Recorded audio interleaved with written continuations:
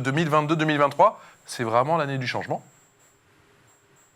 Oui, et il le fait, mais c'est en réalité un changement qui se prépare quand même depuis plusieurs années. Les maux du système éducatif égyptien sont bien connus et les obstacles qui avaient été identifiés à une bonne qualité des apprentissages pour les élèves sont principalement de trois ordres.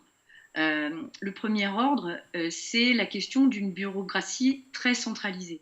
On est sur un système éducatif qui est le plus grand d'Afrique, mais qui est administré, un peu comme chez nous d'ailleurs, de manière encore extrêmement contrôlée, centralisée, et ça engendre des difficultés dans le fonctionnement fluide de l'administration, avec énormément de lourdeur dans le fonctionnement quotidien.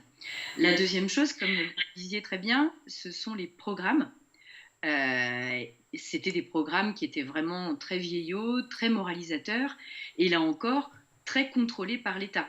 Avec la volonté d'appuyer sur des apprentissages hyper mécaniques, alors qu'aujourd'hui, on a plus tendance à aller sur des programmes qui sont orientés vers le développement des compétences et le développement de tous le travail autour de la collaboration, la pensée critique, l'esprit critique, et donc qui amène les élèves à être actifs dans leurs apprentissages et pas complètement passifs en ânonnant du par cœur.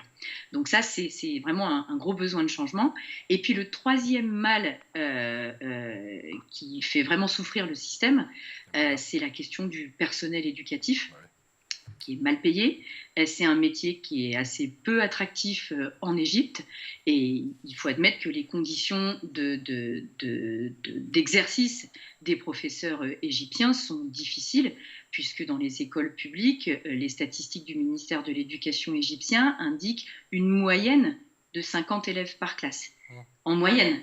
Ça veut dire qu'en certaines zones, on arrive à 90, ça, 90 dans des locaux qui sont extrêmement dégradés, surtout dans les zones rurales, et donc forcément un cadre qui n'est pas non plus propice à un bon apprentissage. Donc le besoin de changement, oui, il est très très important.